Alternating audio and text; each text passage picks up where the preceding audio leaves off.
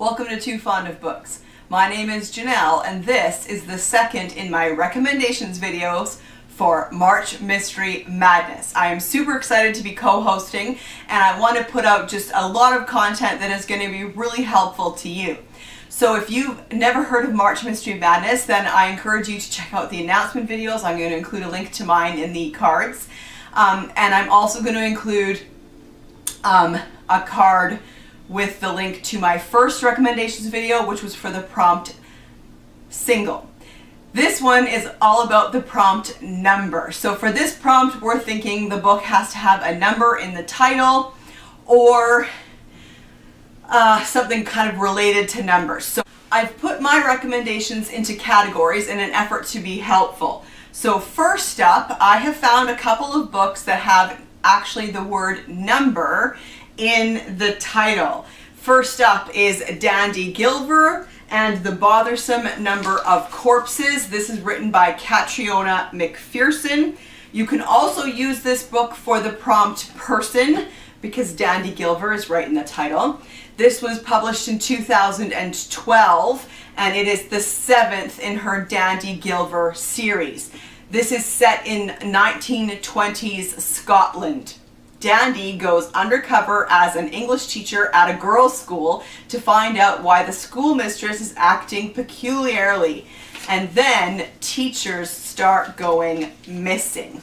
I love the covers of these. So the front cover has her, and she's holding an apple in her hand, right, for being undercover as a teacher. But then if you go look at the back, she's got a hand behind her back with a pencil, and it's dripping blood. And the second one that I have that had number in the title is Numbered Account by Christopher Reich. Now, this is a nod to my husband. I don't read these books, but he loves them. And this is a category that I had never heard of before. So you can all thank my husband for this one. These are financial fiction. I'm not kidding.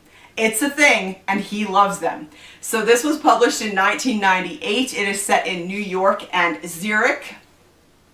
Nick Newman had it all, a Harvard degree, a beautiful fiance, a star-making Wall Street career, but behind the dazzling veneer of this golden boy is a man haunted by the brutal killing of his father 17 years before.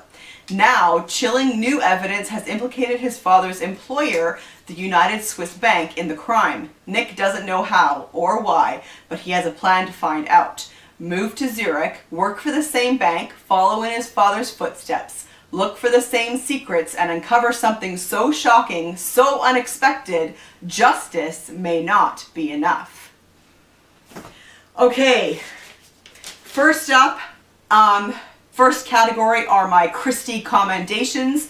I want to include Agatha Christie recommendations in all of my videos, and there are actually quite a lot of Agatha Christie's that have a number in the title. So first up we have Double Sin and Other Stories. This was published in 1961 and this is a short story collection. There are 8 short stories in here, but if you don't want to read the whole collection, there are 2 that have numbers in the title. So you could just read a short story. And let me tell you something here. Reading a mystery short story totally counts as participating in March Mystery Madness. So we have Double Sin and The Double Clue.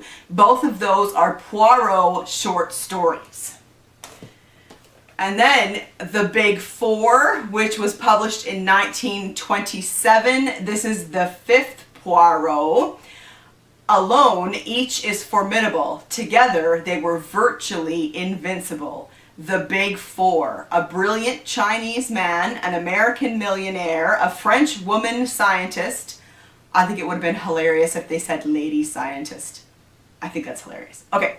And an elusive master of disguise. A criminal conspiracy with diabolical designs. Even the indomitable Hercule Poirot is appalled as he follows a trail of murders in what could very well prove to be his final case.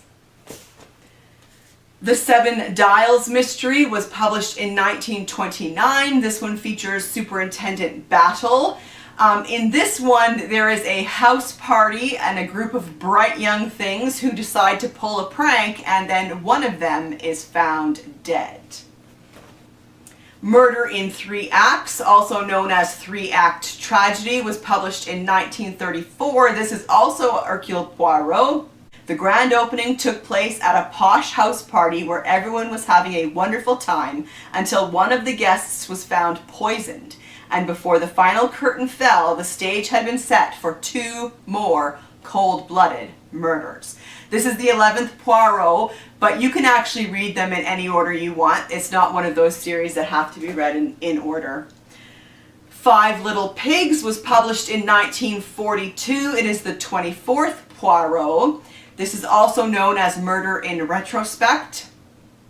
Amias Crail had been famous as a painter and infamous as a lover. His fiery wife Caroline had been as jealous as she was devoted, so naturally it was she who was tried and convicted for his murder. Now their daughter Carla presents the brilliant Hercule Poirot with the greatest challenge of her career to clear her mother's name. Towards Zero, this one was published in 1944. This is another superintendent battle. Mr. Treves, the famous criminologist, loved murder mysteries, except for the fact that they all began with a murder. That fatal moment, he maintained, should really be the ending, the finishing stroke, or 0 hour. Unfortunately, Treves' brilliant mind and memory for crime would be the death of him, and now it seems everyone at Gull's Point Guest House, even Superintendent Battle of Scotland Yard, is hurtling straight towards 0. Three Blind Mice. This is another short story collection published in 1950, and this one has 2 short stories that have numbers in the title. Three Blind Mice, the titular story. We've got a group of people trapped in an isolated estate by a snowstorm. Awesome. Sorry, Third Floor Flat is a Poirot. And then, I misspoke. There's actually 3. 4 and 20 Blackbirds is also a Poirot. It is also called Poirot and the Regular Customer. And then we have 13 Problems, which was published in 1932. This is another book of short stories. This one is a Miss Marple. It is also called the Tuesday Murder Club. And if you want to read, a short story with a number in the title, this one has the 4 Suspects. Third Girl. This was published in 1966. This is the 35th Hercule Poirot. A young woman vaguely confesses to a possible murder she is not sure that she's committed, and then she disappears. Bum, bum, bum. And then the final Christie Commendation is Miss Marple's 6 Final Cases. This was published in 1979 after Agatha Christie's death. This is more Miss Marple short stories, and there are none in here that have numbers in the title for me to recommend, but you could read any from here for this prompt. Okay. Moving on to a new category, we have historical mysteries. And let's start with more Poirot. Sophie Hannah continued the Poirot stories, and this is The Mystery of Three Quarters. This was published in 2018, and it is the 3rd Hercule Poirot that she has written. In this one's actually really interesting. 2 people confront Poirot on the same day about letters they received from him accusing them of murder. Poirot doesn't know what they are talking about, but of course he needs to investigate. All right, Child 44 by Tom Rob Smith. This was published in 2008, and it is set in 1953 in Stalin's Soviet Union. Is an official paradise where citizens live free from crime and fear only one thing, the all-powerful state. Defending this system is idealistic security officer Leo Demidov, a war hero who believes in the iron fist of the law. But when a murderer kills at will and Leo dares to investigate, the state's obedient servant finds himself demoted and exiled. Now, with only his wife at his side, Leo must fight to uncover shocking truths about a killer and a country where crime doesn't exist. The 12 Clues of Christmas by Rhys Bowen. This is from her Royal Spioness series. This is the 6th in that series. This was published in 2012, and it is set in 1933 Devon. Lady Georgiana Rinehart is 35th in line to the throne, and so she has a title but no money. And in this one, she goes to a tiny village called Tittleton under Lovesey. There are 3 deaths, so-called accidents. Perhaps a recent prison break could have something to do with it. That or a long-standing witch's curse. I love this series. It's very entertaining. Okay, Bertie and the Seven Bodies by Peter Lovesey. This book was written in 1990, and it is the 2nd in his Edward Albert Prince of Wales series. The main character in this book who solves mysteries is the Prince of Wales. I love it. So Peter Lovesey is probably more famous for his Peter Diamond series set in modern day Bath. Peter Diamond is a detective in the police force, but this series is very entertaining. Albert Edward, Prince of Wales, is pleased to accept the invitation of Lady Amelia Drummond to an October shooting party at her country home. Desborough Hall is one of the great houses of England. The guest list is to his liking, and Lady Amelia is a fun-loving young widow. The shooting is a great success, but tragedy strikes at the first dinner party. One of the guests pitches forward and collapses face first into the bombe glacée. Found tucked into the place setting is a scrap of paper bearing the single word Monday. The murderous events that follow, all with accompanying notes, lead Bertie to deduce that the killer is following the plan of the old nursery rhyme, Monday's Child. All right. One Corpse Too Many by Ellis Peters. This is the 2nd in her brother Cadfael series. This was published in 1979. It is set in 1138 in southwest England. This is a great series. Brother Cadfael is a monk, a Benedictine monk. When fighting engulfs Shrewsbury as King Stephen battles for the throne of England, Brother Cadfael is called upon to administer rites to some hanged prisoners. There are, he is told, 94 corpses. By his own careful counting, reveals 95. And once again, the sleuthing monk is on the trail of a murderer. April 30th by Bernard St. James. Now, this was published in 1978, and I couldn't really find any information about this, so I'm glad that this book came with the dust jacket. It is set in the early 1800s in Paris. Madame de Bessencourt is found strangled in her apartment. So this is a historical mystery about murder in high society, and the main character is Chief Inspector Blanc. Let's move on to some classic crime, some vintage crime, golden age crime, whatever you would like to call it. We have Mary Roberts Rinehart's The Man in Lower 10. This was published in 1909, and Mary Roberts Rinehart is a classic American mystery writer. And this is actually her debut. This is her very first book that she published. Lawyer Lawrence Blakely, traveling by train to take a deposition in a major forging case. He is traveling from Washington to Pittsburgh. He's assigned to sleep in lower 10, berth lower 10, but he doesn't for various reasons. And the man who does end up sleeping in that berth is murdered. 6 Against the Yard by the Detection Club. The Detection Club is a group of writers that met in London in the Golden Age. And actually, that's when it was started, but the Detection Club is still going strong. This book was published in 1936, in which Marjorie Allingham, Anthony Berkeley, Freeman Wills Crofts, Father Roland Knox, Dorothy L. Sayers, and Russell Thorndike commit the crime of murder, which ex-Superintendent Cornish is called upon to solve.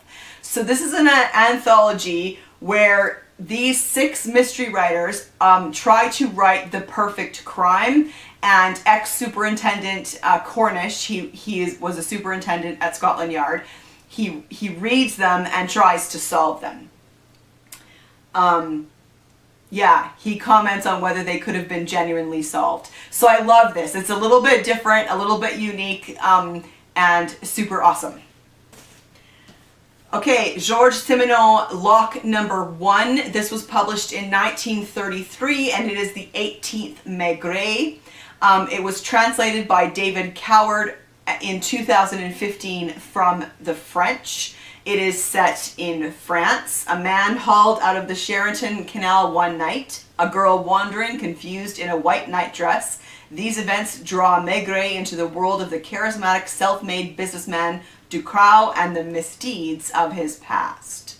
I love these new editions by Penguin. They're so fantastic. Okay, and then we have Murder Comes First by Francis and Richard Lockridge. This was published in 1951, and it is the 15th Mr. and Mrs. North. These are set in New York, in Manhattan. When an old widow is murdered, Jenny and Pamela must prove her trio of aunts innocent.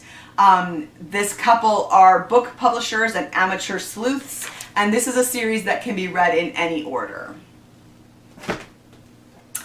13 Guests was written in 1936 by J. Jefferson Farjan, and this is a recently released edition by the British Library Crime Classics.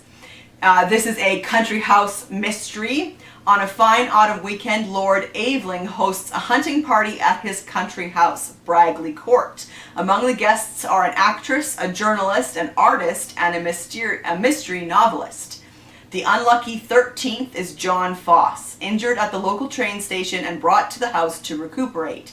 But John is nursing a secret of his own. Soon events take a sinister turn when a painting is mutilated, a dog stabbed, and a man strangled. Death strikes more than one of the house guests, and the police are called. Sounds good. All right, then we have Double Chance by J.S. Fletcher. This was either written in 1923 or 1928. It's hard to tell. That's the information on the copyright page in here. This is set in Yorkshire, set in a Yorkshire mining village. An unofficial investigator sets out to solve a murder and save an innocent man who has been wrongly accused. Sounds good, right? Okay, Dorothy L. Sayers. She has 2 that fit this category. The first is 5 Red Herrings from 1931. You can also use this for the prompt color. This is the 7th of her Lord Peter Wimsey series. It is set in an artist's colony in Galloway, Scotland. Lord Peter is on holiday when an artist is found dead at the bottom of the cliff. There are 6 artists who don't regret his death. And so, of course, of those 6, 5 are red herrings. And then The Nine Tailors. This was written in 1934. And it is the 11th Lord Peter mystery. Now this one I love because it is set in the world of bell ringing, which I find fascinating. Not everybody does, that's okay. And so on the inside, the title page says, The Nine Tailors, changes rung on an old theme in 2 short touches and 2 full peals. So the 9 teller strokes from the belfry of an ancient country church toll out the death of an unknown man and call the famous Lord Peter Wimsey to one of his most brilliant cases. Steeped in the strange atmosphere of a quiet parish on the strange flat fen country of East Anglia, this is a tale of suspense, character, and mood by an author the critics rate as one of the great masters of the mystery age. Okay, and then back to America, we have The Murder of a Fifth Columnist by Leslie Ford. This was published in 1940, and it is the 8th Colonel Primrose. It is also called A Capital Crime. Grace Latham, wealthy Washington widow, is the main character, even though they're called Colonel Primrose mysteries. So who is the author of this semi-treasonous newsletter? That's the question being asked around this dinner party, and then there is a death at that dinner party. All right, Double Double by Ellery Queen. So you can see here, not all number prompts have to have an actual number in the title. Double refers to a number, so I'm totally counting it. This was published in 1950. It is set in New England, and it was also called The Case of the Seven Murders. In a quiet New England town where talk of murder was all around, a childhood verse was the only clue as the bodies dropped 2 by 2. It was a game of death by simple rhyme whose victims were picked by poetic meter and time. For murder so foul a sleuth was needed, a man like Ellery, a detective unsuperseded. But one grisly accident was still to be seen, involving a car, an explosion, and our inimitable Mr. Queen. All right, and then Champagne for One by Rex Stout. This is the 31st in his Nero Wolfe series. This was published in 1958, and it is set, of course, in New York. Nero Wolfe is the incredibly brilliant orchid-growing gourmet whose sheer genius at dazzling deduction has no peer. His confidential assistant, Archie Goodwin, was invited to a lavish dinner party, even though the billionaire hostess did not have fond memories of him.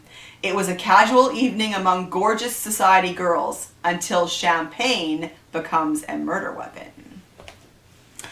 And then back over to England with Carter Dixon's Death in 5 Boxes. This one had such a great setup. This was published in 1938, and it is one of the impossible crime categories of crimes. So it's set in London, and you have a cozy late evening party, a cocktail or two, and a nasty murder. So what happens is when they come into the room at this apartment, you've got 6 people, 5 or 6 people sitting around a table. They have all been drugged, and one of them is dead. So 5 people had a motive, but not one had the opportunity to poison the drinks, and poison they were. Mary Roberts Rinehart's The Street of 7 Deaths. This was written in 1914, and for this one we moved to Vienna, Austria. Violinist Harmony Wells travels to Austria for her music, and she takes lodging at a house on the Street of 7 Stars. There she meets expat American Dr. Peter Byrne. She also meets a sophisticated older woman and a charming, sinister man of the world. And what happens next is a strange concert of evil. And then Sherlock Holmes, the Sign of 4 by Sir Arthur Conan Doyle. This was written in 1890 and of course is set in London. Every year since her father vanished without trace, Miss Morstan has received an anonymous gift of a large lustrous pearl. On the day she visits Sherlock Holmes with this mystery, a summons has reached her to meet her unknown benefactor. As Holmes uncovers the mystery of her father's disappearance, the Agra pearls are seen to be the center of a devilish tale of treachery and murder. Okay, let's move on to police procedurals or private detectives. We have A 6-Letter Word for Death by Patricia Moyes. This was published in 1983, and it is the 16th Inspector Tibbet. He is, by this point in the series, Chief Superintendent at Scotland Yard, and this book is set on the Isle of Wight. This one looked really interesting. I haven't read this one yet, but I love Patricia Moyes. When Henry Tibbet receives an anonymous crossword puzzle in the mail, he assumes it is just a prank. But when, bored with a slow summer, he begins to fill in the empty squares, he realizes he may have something deadly on his hands. The answers are the names of friends and relatives who have died under suspicious circumstances, and one of the clues warns that more deaths may follow. The names in the puzzle lead Henry to the annual meeting of an exclusive organization of mystery writers who seem obsessed with one subject: murder. So this one was great because it actually has the crossword puzzles there. So yeah, I like that. Okay, then there are a couple of Colin Dexter's The Riddle of the Third Mile. This was published in 1983, and it is the 6th Inspector Morse. These are set in Oxford. The hideously dismembered corpse in the Oxford Canal poses a perplexing riddle for Inspector Morse. Is it that of Professor Brown Smith, a meticulous Oxford don who vanished, leaving only a carelessly misspelled note? Like the Inspector Morse series. And then this one is The Secret of Annex 3. This was published in 1986, and it is the 7th Morse, so these actually follow each other. And in this one, there is a New Year's Eve ball, and then the body of a man who attended that ball is found in room 3 of the hotel's annex. No one knows his real identity or that of his missing wife. And no one knows why the annex's 4 other registered guests have vanished. Okay, and then we have Christopher Fowler's 77 Clocks. This was published in 2005, and it is the 3rd in his Peculiar Crimes Unit series. I adore this series. I love it so much. The main characters are Arthur Bryant and John May, who are the senior detectives in the Peculiar Crimes Unit, and they are set in London. This time, Bryant and May are up against a series of bizarre murders that defy human understanding, and a killer no human hand may be able to stop.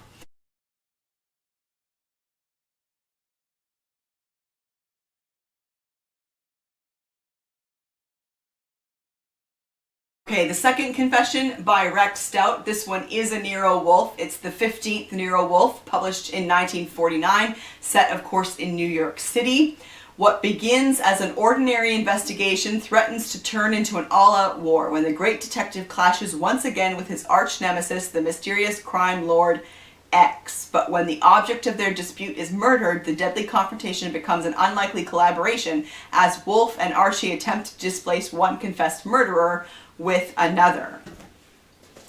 We have Pierre Audemars and One for the Dead. This is published in 1975, and it is the 18th Monsieur Penot series set in Paris. The alarming ring of the telephone in the dead of night awakened Monsieur Penot to scandal. A pretty housemaid had been bludgeoned to death in the bed of Monsieur le Chef. Penot's superior, the famed chief of the Paris police, had been thrown quite unceremoniously into jail. Penot's superior sense of detection convinced him the crime was a clever frame, but a feast of fine food and wine, coupled with a connoisseur's appreciation of Monsieur le Chef's young wife, landed Penot in a fix of his own, for the leading suspect in this crime of passion was the lovely Laurette, the beautiful object of his desire.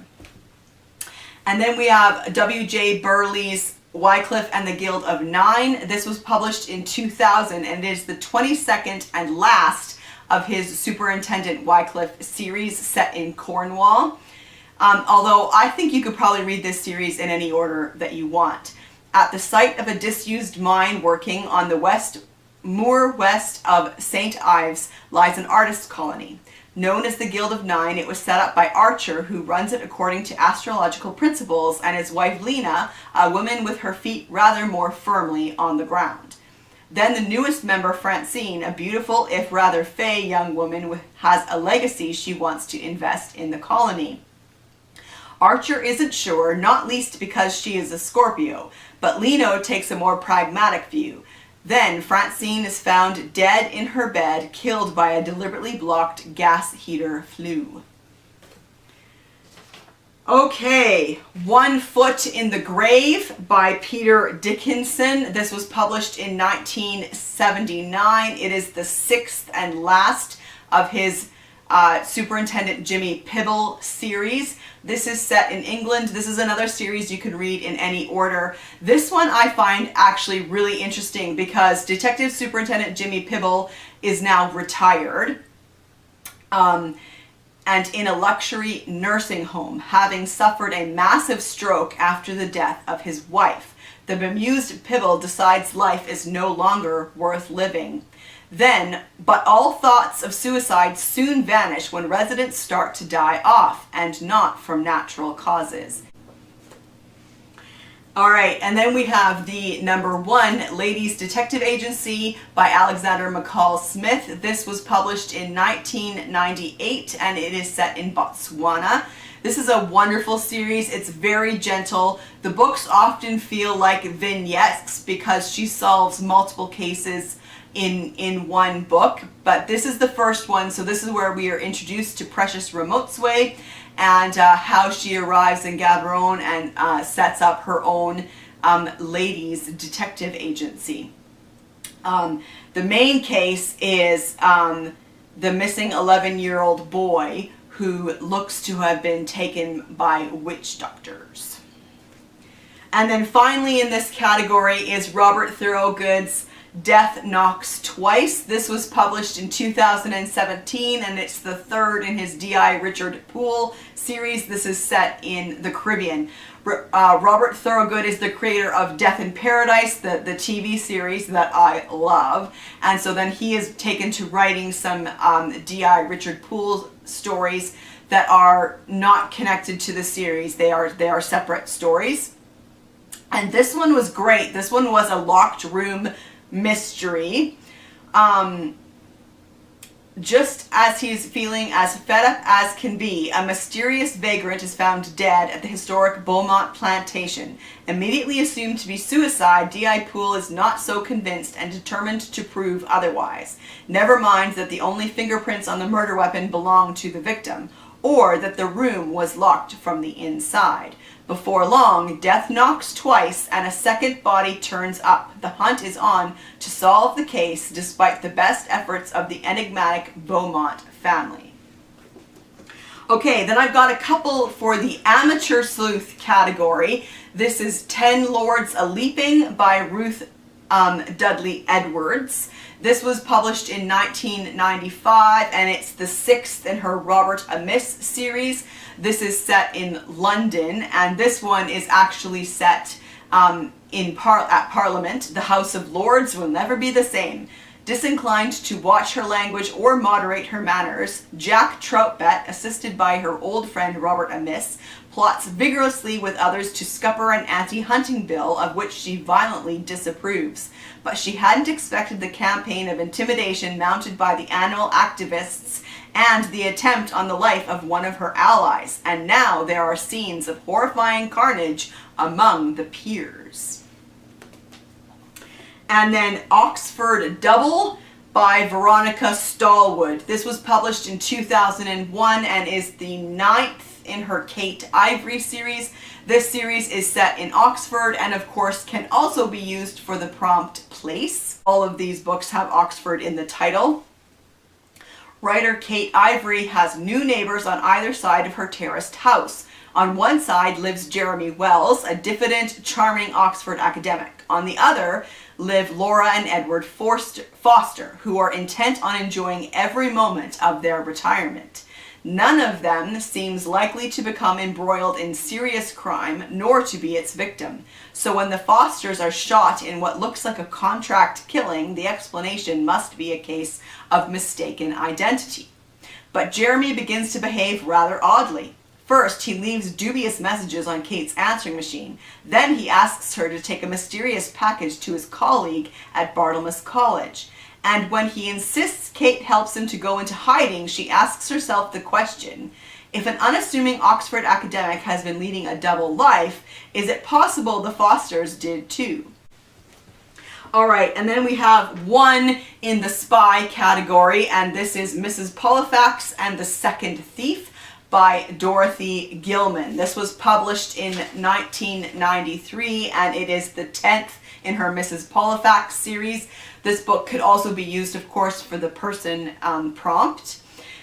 This one is a spy thriller because Mrs. Polifax, rather surprisingly, works for the CIA. And in this one, she heads to Sicily. The assignment is a snap. Mrs. Polifax just has to shoot some pictures at a quiet funeral outside Washington and take them to Sicily, where her old friend Farrell, a former CIA agent turned art dealer, anxiously awaits them. But like all Mrs. P's assignments, so ostensibly suitable for the CIA's favorite garden club member, this one quickly turns lethal. Her welcoming committee in Palermo includes a most unlikely CIA agent and several unseen enemies. Unfriendly eyes also observe Mrs. P's rendezvous with Farrell in a secluded mountain village, and weapons are soon displayed. With mysterious forces hot after them, she and Farrell scurry for safety to a fortified country villa where the bizarre chatelaine, once a star on Madison Avenue, is almost as unnerving as the danger she's protecting them from.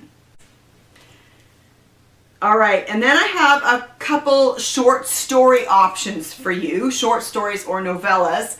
Nero, this is Rex Stout's Three Men Out. This was published in 1954, and it's the 24th in his Nero Wolfe series.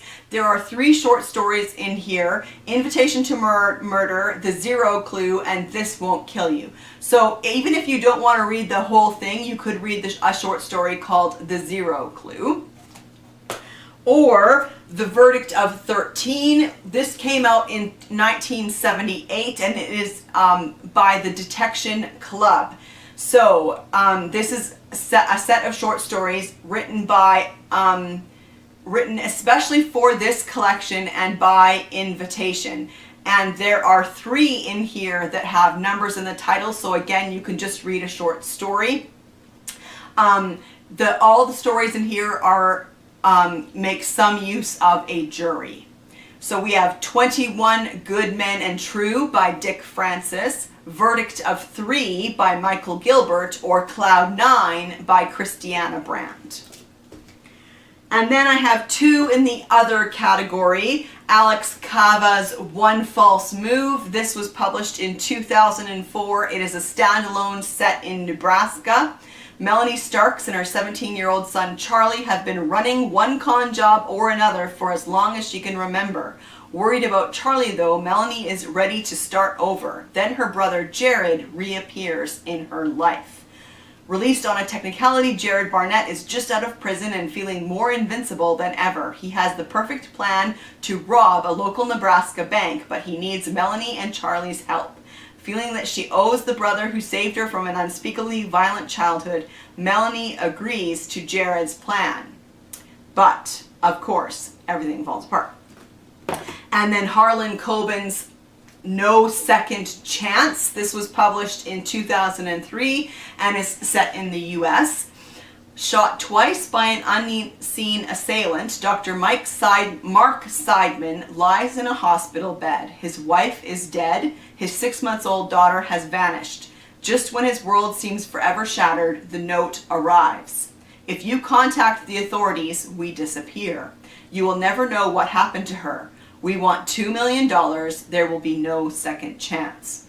So there you go. Those are my recommendations for the number prompt. I hope you found something in here that piqued your interest, or that these titles got your mind fizzing, and that you can think of a title now from your own collection that would fit this. Let me know in the comment section down below what book you're planning to read for the number prompt, and I will see you for another video soon. Bye.